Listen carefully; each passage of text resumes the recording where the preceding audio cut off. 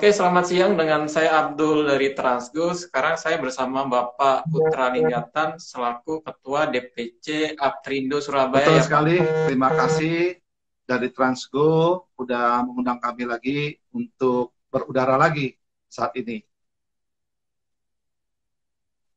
Baik, baik. Pak, kita ketahui kan 2 minggu terakhir di Jawa Timur lagi ramai kelangkaan solar ini Pak. Mungkin update per hari ini seperti apa Pak kondisi di Baik, sana? Mas. Untuk wilayah khususnya di Surabaya ini, kami ada menentukan ada 8 jalur logistik yang kita katakan, karena itu ada 8 SPBU juga yang berada di jalan tersebut. Nah, memang komitmen ini masih sampai hari ini dipegang oleh teman-teman BP Migas maupun Pertamina Regional 5 Jawa Timur ya, dan Nusra. Itu mereka sangat komitmen. Memang kalau kita berbicara bukan 2 minggu Mas ya, dulu awal-awalnya dari awal Februari memang udah ada sedikit kelangkaan, tapi belum kami rasakan sama sekali Mas. Masih ya oke lah, cuma informasi bahwa SPBU ini ada terlambat berapa jam, masih kami toleransi. Memang puncaknya seminggu yang lalu Mas, gitu loh. Sempat memang uh, satu hari itu ada kelangkaan Mas yang terlambat sekali disupport oleh teman-teman dari Pertamina. Nah, tapi dengan koordinasi yang baik antara kami DPC Aprindo Surabaya dengan teman-teman BP Migas maupun Pertamina Regional 5 di Jawa Timur dan Nusra ini sangat baik. Akhirnya kendala itu teratasi dengan cepat, Mas. Dan hingga alhamdulillah ya, puji Tuhan hingga hari ini ya, udah oke sama sekali. Maka kami membantah ya, jika ada dari asosiasi lain mengatakan kesulitan, mungkin mohon maaf kami sampaikan harus diceklah ke lapangan. Karena kami punya satuan tugas yang dikepalai oleh Mas Hanang, sehari 3 kali memberi laporan kami ya, keadaan di 8 jalur logistik SPBU tersebut. Nah, sampai hari ini masih oke semua. Dan semua mungkin untuk 17 hari ke depan juga aman-aman aja Mas, stoknya kami Mas. Bisa dijelaskan satuan tugas yang dimaksud ini yang dibentuk khusus dari Aptrindo sendiri atau Betul gimana? sekali, memang kami membentuk, udah sebenarnya satuan tugas kami itu mulai dari tahun awal 2019 ya, kami udah bentuk. Nah, karena waktu itu sempat juga terjadi kelangkaan solar, di mana waktu itu kuotanya udah mau habis. Itu waktu itu nggak salah bulan-bulan akhir tahun ya. Biasalah kalau akhir tahun itu kan kuota itu mulai terasa gitu loh. Akhirnya kami bentuk satuan tugas itu yang dikepalai oleh Mas Hanang hingga saat ini tetap berjalan untuk memberikan laporan kita untuk ada perasaan ketenangan di antara anggota DPC Aprindo untuk mendapatkan solar. Nah, tugas dari mereka tuh untuk mengecek sehari 3 kali di 8 jalur logistik tersebut. Bagaimana dengan SPBU A, SPBU B, lain-lainnya gitu. Untuk bagaimana keadaan stok daripada solar saat yang kita butuhkan biar ada gitu Mas. Oke. Bisa jelaskan juga Pak untuk yang 8 jalur logistik ini yang dimaksud ini khusus di Surabaya saja atau Betul, gimana Pak? karena kan kita berbicara jalur logistik ini karena ada 2 pelabuhan besar yang ada di Surabaya, khusus di kota Surabaya. Satu kita katakan terminal di Tanjung Perak, ya toh, terminal pelabuhan di Tanjung Perak dan terminal pelabuhan di Teluk Lamong. Nah, kedua itu mempunyai standar internasional, sama-sama juga uh, punya karakter. Kalau di Tanjung Perak itu sebagai tempat datangnya kontainer internasional untuk import maupun ekspor dengan segala tujuan ke negara-negara lain. Itu yang dikatakan terminal pelabuhan Surabaya, biasa disingkat TPS. Nah, begitu juga satu pelabuhan juga terbesar, kedua, itu adanya juga di Teluk Lamong. Kebetulan juga masuk di Kota Madia Surabaya, di wilayah kami juga. Nah, itu ada curah yang sangat teknologi tinggi, sudah memakai sistem conveyor. Nah, begitu juga dengan kapal-kapal yandar yang berusia lebih besar dengan ramah lingkungan. Nah, itu juga satu pelabuhan ekspor dan import dengan kapasitas juga cukup besar untuk kontainer 20 feet maupun 40 feet, gitu Mas. Jadi, nah, 2 jalur itulah dihubungin dengan jalan-jalan negara maupun jalan provinsi. Nah, makanya kami bilang itulah jalur logistik yang dalam support dari teman-teman Pertamina.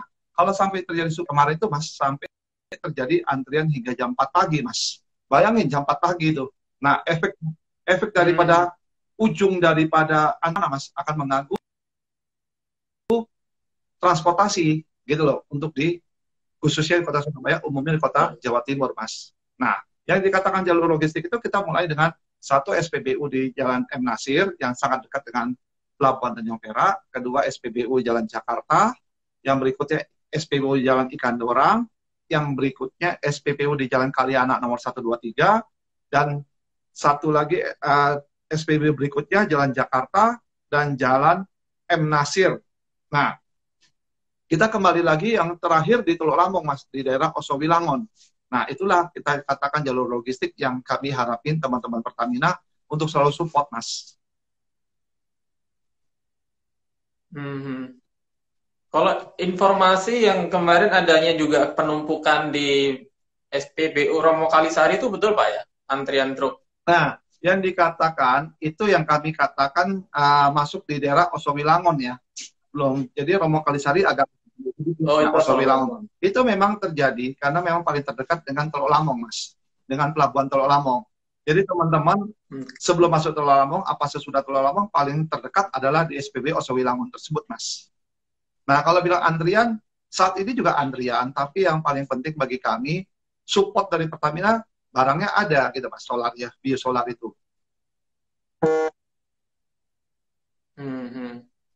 Artinya walaupun ada antrian, ada kepastian stok ya dari Pertamina. Betul sekali, gitu, Mas. Tapi sekarang antrian udah dicairkan, Mas, udah dipecah. Ya, toh, artinya kami juga memberitahukan kepada semua anggota kami yang ada 2.800 unit ini, dengan sekarang hari ini anggota kami udah bertingkat lagi, Mas, menjadi 206 anggota, Mas. Kemarin kan masih kita katakan 205 kan, hari ini bertambah satu lagi anggota kami, Mas. Nah, dengan kami memberitahukan itu, kami memecah arus kemacetannya untuk antrian-antrian kolan itu untuk tidak menjadikan satu kemacetan, Mas. Makanya kami sampaikan 8 jalur logistik itu udah SPBU-nya udah siap semua, Mas. Dengan masih ada beberapa titik antrian truk di SPBU, tentu Pak, dari pengusaha kan ada kerugian waktu, Pak. Tentu ada potensi untuk kerugian, mungkin ritasinya akan berkurang. Setuju. Itu ada peluang itu cuma waktu antrian itu waktu terjadi minggu lalu, Mas, yang saya katakan antrian sampai jam 4 pagi. Itu memang terbukti, kami sendiri banyak anggota kami yang melapor kerugian karena satu, kena closing kontainer, di mana kontainer ekspor tidak bisa tepat masuk ke dalam pelabuhan, Mas. Nah, begitu itu lebih kurang kontainer itu, Mas. Nah, begitu juga dengan yang kena demurrage, Mas, di mana kontainer import yang harus dibongkar di pelabuhan, harus dibongkar di depo, tapi tidak bisa masuk ke depo. Karena di sini depo kami kan di Surabaya ini melawan dengan aturan, Mas. Yang dikatakan yang benar kan aturan 1 kali 24 jam, 7 kali 24, 1 kali 35, 1365, Pak. Artinya selamanya depo itu harus buka 24 jam, Mas. Tidak ada hari libur, Mas. Nah, tapi di Surabaya ini masalahannya. Nah, kami minta memang ada pemerintah, regulator yang harus menindak depo-depo yang tidak buka 24 jam, Mas. Nah, depo yang buka 24 jam itu sangat membantu dengan situasi seperti tersebut, Mas. Nah, di Surabaya ini cuma yang terbuka hanya yang benar-benar 24 jam ada satu depo, Pak, dari grupnya Samudra Indonesia, yang dikatakan namanya MTCon, Mas, di Jalan Greges itu, Mas. Itu sangat membantu, Mas. Tapi yang lain, by request, Mas. Kan lucu, kalau kita mau ngantar kontainer, harus request dulu dengan mereka. Alasan mereka tidak mau menanggung lembur. Nah, saya mengatakan, kalau tidak mau menanggung lembur, harusnya close aja deponya kamu, benar nggak? Nah, ini kan melanggar aturan, Mas. Bukan kami mengatakan ya. Yeah. Saya mengetahui sekali aturan itu, Mas. Harus 24 jam, Mas. Tidak ada hari libur, Mas. Itu aturan yang benar mengenai depo, Mas. Jadi kami tidak bisa menindak, kami cuma menyuarakan hal itu, Mas. Jadi tidak terelakkan ada dampak juga, Pak, untuk operasional di pelabuhan ya, Pak? Ya itu dengan kelangkaan mengalami kerugian lebih kurang kalau di total di itu lebih kurang hampir satu hari itu 7,5 miliar, Mas. Hitungan kami, Mas. 7,5 miliar, Pak, untuk keseluruhan, ya, Pak? Secara keseluruhan dalam arti 1.000 kena closing, 500 kena demurrage, Mas. Khusus untuk teman-teman tracking aja, Pak, ya? Atau aja, Mas. Semua, yang Pak? Kami tidak bicara di luar anggota kami, Mas, ya. Pak, di luar Surabaya sendiri laporan yang didapat dari Aptrindo, Pak, daerah mana saja Pak Sementara yang sampai hari ini masih langka Pak? sekarang ini menurut informasi yang kami dapat dari teman-teman yang kebetulan salah satu wakil ketua antar pulau itu mengatakan karena mobilnya memang berjalan di luar daripada kota Surabaya hingga ke pulau-pulau yang lain. Saat ini untuk wilayah pesisir yang dulu kami merasa ada dugaan sering tanda petik mungkin ada permainan dari mafia migas, ya tahu nggak? Nah, hari-hari ini mungkin dari teman-teman Polda udah turun, teman-teman dari Polres maupun Kapolres sendiri, akhirnya sekarang kami udah bisa merasakan, Mas, tersuplainya mulai dari Tuban, Lamongan, pesisir utara, Probolinggo, Situbondo, Banyuwangi, hingga Jember dan Lumajang, udah tidak ada lagi laporan ke kami, Mas. Artinya mereka udah merasakan kelancaran juga, Mas. Oke. Kalau dari tanggapan BPMI Migas sendiri kan kemarin beralasan kenapa ini langka karena ada peningkatan konsumsi. Apakah ini beralasan Pak menurut Aprindo? Saya setuju juga, alasannya bisa masuk akal, Mas. Karena memang sejak PPKM dilepas, ekonomi ini boleh kata mulai naik kan. Nah, otomatis juga mobilisasi semakin banyak di jalan, Mas. Jelas pemakaian bahan bakar juga banyak. Nah, cuma yang saya agak sedikit yang kami sanksi, ada pernyataan yang mengatakan penyebabnya karena mobil tangki tidak mumpuni gitu, Pak. Tidak dapat menghandle semuanya. Ya kami harapin BP Migas bisa bekerja dengan Aprindo, Mas. Kami siap untuk berinvestasi, Mas, untuk mobil-mobil tangki ya yang diperlukan dengan spek Pertamina ya. Jika memang ada MOU dengan Aprindo, kami akan support, Mas. Mau minta 1.000 unit pun kami siapin, Mas. Kami pengusaha angkutan darat soalnya benar, yang memang berkecimpung di bidang angkutan. Nah, kenapa tidak memanggil kami aja kan, Mas? Kami siap langsung, Mas, kalau memang ada MOU. Siapa tidak mau bekerja dengan Pertamina, suatu badan usaha milik negara yang cukup besar, Mas, benar nggak? Dan di mana keuangannya juga bagus. Oke. Yang dimaksud paling nggak tadi mafia migas ini Pak, apakah ada kaitannya dengan yang kemarin Polda Jatim kan baru menangkap sindikat itu ya penjual biosolar ilegal Pak di Sumeneb kemarin Pak? Apa itu ada salah satu itu, Mas, Pak? ya itulah di mana penyalahgunaan, Mas. Makanya saya bilang itulah mafia migas, Mas. Benar. Harusnya kan semua itu terpakai untuk yang diharuskan, Mas, yang diwajibkan kan sesuai dengan undang-undang. Contoh nelayan-nelayan kecil, benar nggak? Nah, tapi kan akhir-akhir ini banyak yang dijual kepada nelayan besar, kapal motor, benar nggak? Begitu juga dengan tambang-tambang yang seperti kami indikasikan, Mas. Karena sektor real terbuka, galian C semakin banyak, penambangan-penambangan juga semakin banyak, dengan perkebunan juga semakin banyak. Nah, itu kan kesalahan dalam penggunaannya, Mas. Contoh seperti yang terjadi juga di kami sering melihat dengan kasat mata, Mas. Dump truck yang bermuatan batu bara masih memakai solar subsidi. Itu kan jelas penyalahgunaan, Mas. Dump truck memuat mutu galian C, itu juga salah, Mas. Begitu juga truk-truk trailer yang muat log, Mas. Log itu kan hasil perkebunan. Kan jelas tidak diperbolehkan, Mas. Terus truk-truk yang muat alat berat, Mas. Kan banyak itu mobil-mobil yang dimuat dengan alat-alat berat dimuat dengan mobil-mobil kan, Mas. Nah, itu salah satu juga penyalahgunaan, Mas. Nah, itu dari pihak kepolisian apakah sudah menindak secara optimal, Pak? Karena kan ini berulang. Saya rasa itu kewenangan murni ya di teman-teman kepolisian ya. Nah, memang kemarin juga ada teman-teman dari Intel Polda juga sempat koordinasi dengan kami, Pak, di Aprindo ini. Benar. Nah, menanyakan mobil-mobil khusus yang bagaimana yang harus memakai subsidi solar. Ya, kami sampaikan, Mas. Benar. Mobil-mobil yang sesuai dengan aturan dari BP Migas, Mas. Itu kan kalau nggak salah di Undang-Undang Nomor 4, Mas, tahun 2020 itu, Mas, mengenai tentang tata cara, Mas, nozzle pengisian di SPBU, Mas, benar. Dan itu kan jelas sekali, Mas, yang diperbolehkan sama nggak diperbolehkan, Mas. Artinya ini tidak murni karena juga konsumsi yang meningkat, ada kecenderungan juga karena dugaan penimbunan juga ya, Pak, dan penjualan ilegal juga. Mungkin ya? Ada peningkatan, Mas, sekitar 10% lah, Mas, benar. Tapi kan sektor yang jalan ini kan sektor logistik, Mas. Tapi teman-teman daripada passenger, bis, mikrolet kan tidak berjalan, Mas. Harusnya kan Mas, benar nggak? Oke. Satu sisi kan mereka tidak memakai, Mas, benar nggak? Karena kadang mereka lagi istilah ngendem, Mas, di pool mereka masing-masing, Mas. Kita kan bisa lihat bis-bis yang biasa mengkonsumsi biosolar itu kan tidak jalan, Mas, karena situasi COVID 2 tahun ini, Mas, benar nggak? Begitu juga para mikrolet kan, Mas, benar nggak? Harusnya kan saya rasa imbang gitu, Mas, benar nggak? Baik, baik. Tadi disampaikan palingnya kan sudah sering berkomunikasi dengan Pertamina, BPH Migas untuk menjamin stok solar aman, Pak, di sana itu, Pak.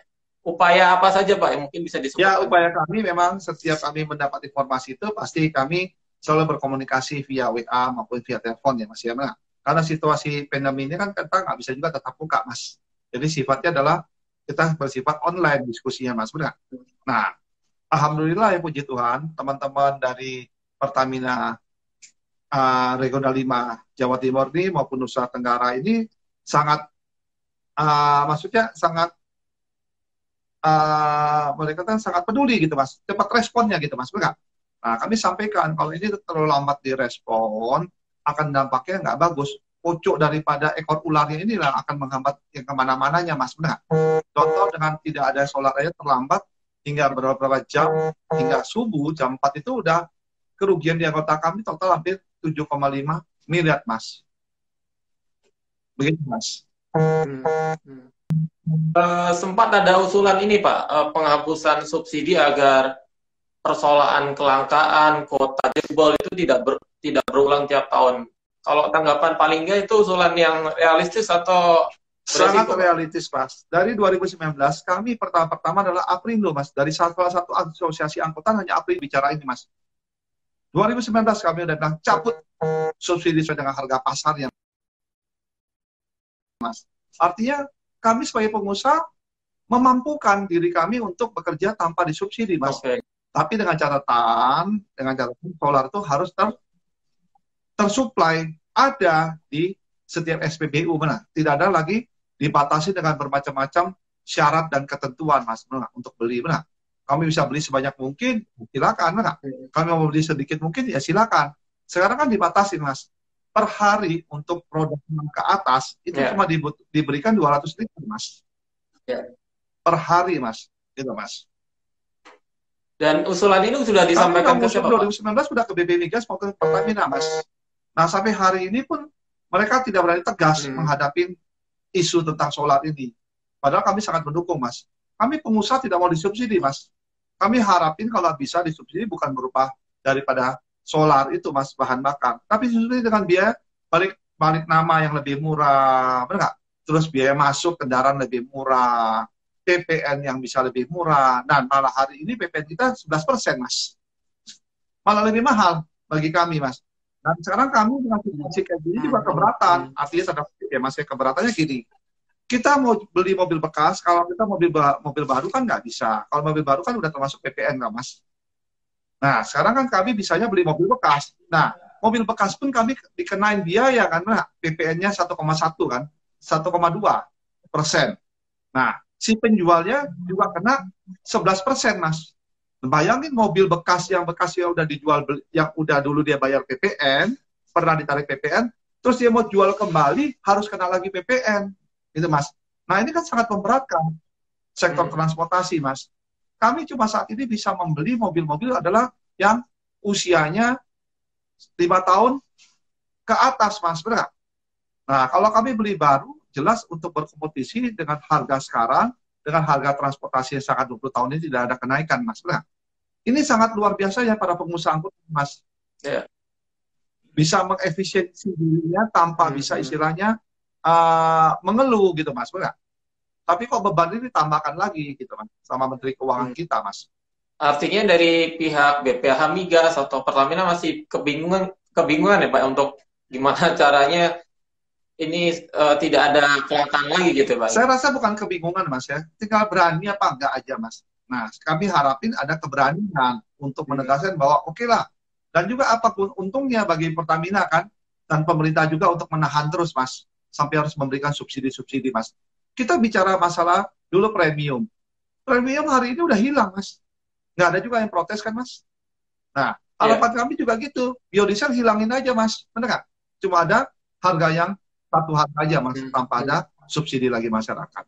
Sedangkan masyarakat kecil yang memakai biosolar loh Mas, pasti pengusaha truk Mas, atau pemakai mobil kan, benar nggak?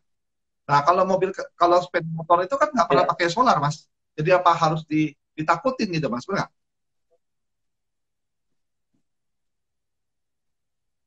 ya, ya. Agustus lalu kan dari Aprindo Banten kan membuat inovasi untuk fuel kan Pak, kartu BBM untuk memonitor konsumsi anggotanya di sana. Apakah ini akan ditiru Pak? Mungkin atau ada ide baru Pak dari Aprindo Kami Surabaya? kami pasti sepakat Mas. Kami satu Aprindo kan satu satu jaringan ya, apa kata ketum kami lah, benar nggak? Kalau ketum kami udah menyetujuin dan udah menjadi pilot project di Banten ya, kami pasti akan mendukung. Kami menunggu jika dibutuhkan di proyek kedua di Surabaya, kami sangat menunggu gitu Mas. Begitu juga dengan apa yang dilakukan dengan teman-teman di Tanjung Priok tentang uh, e-card ya untuk masuk ke dalam pelabuhan. Kami harapin juga kalau bisa di sini Mas, karena di sini juga dua pelabuhan di Surabaya yang berbeda-beda e-cardnya Mas, benar nggak? Jadi kami mempunyai suku punya dua. Nah, harapan kami untuk ke depan di Surabaya juga bisa mengikuti pola di teman-teman di Jakarta, Mas. Di Jakarta kan ada beberapa pelabuhan. Yang dulu kan setiap pelabuhan kan, Mas, benar nggak? Nah, akhirnya sekarang dijadikan satu Pak OP. Ya, ya. Nah, kami harapan juga di Surabaya menjadi satu kesatuan aja, Mas, benar nggak? Jadi akses bisa masuk dengan satu kartu, Mas. Baik, terakhir paling nggak mungkin upaya lanjutan dari Aprindo Surabaya agar hal serupa tidak terjadi mungkin dalam tahun inilah. Kelangkaan solar apa yang akan dilakukan? Ya, kami cuma bisa selalu kan karena kepentingan itu ada di Pertamina, Mas, ABP Migas, Mas. Kami sebagai mitra kerjanya aja, kami ingatin lah. Udah berkali-kali kejadian ini kan bukan hanya satu dua kali. Sempat waktu itu pun sampai dipanggil sama Bu Gubernur ya, Bu Kofifa ya, Gubernur Jawa Timur ya. Kami juga hadir saat itu, benar nggak? Nah, karena surat kami juga, benar nggak, yang kami sampaikan kepada Bu Gubernur, benar nggak, gitu loh.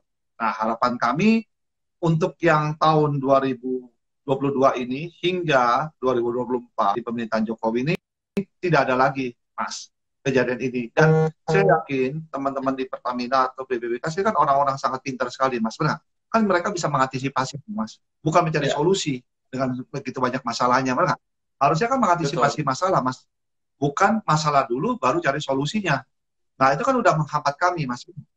Nah, harapan kami sebaiknya juga pemerintah Republik Indonesia, Bapak Presiden Pak Jokowi bisa menghapuslah solar subsidi ini, benar? Biarlah satu harga aja, Mas. Yang penting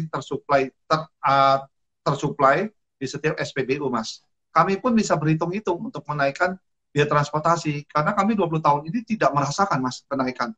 Padahal inflasi di segala bidang, Mas. Di spare part inflasi, bayangin aja, Mas, kata teman kami loh. Mohon maaf, ini kata teman kami, memberi satu ilustrasi. Ada ikan bakar di Jalan Kaliana itu, Mas, harga 7.000, Mas, tahun 2019. Sekarang harganya 30.000, Mas. Tapi harga angkutan dari 20 tahun lalu sampai hari ini tidak ada kenaikan, Mas. Nah, yang bisa menaikkan harga angkutan cuma satu, yaitu solar. Adanya perubahan harga solar, Mas. Baik, baik. Oke, baik. Terima kasih Pak Lingga atas waktunya, Pak. Terima kasih kembali. Sampai jumpa, Mas. Selamat praktik kembali. Sehat untuk semuanya. Ya, selamat siang, Pak.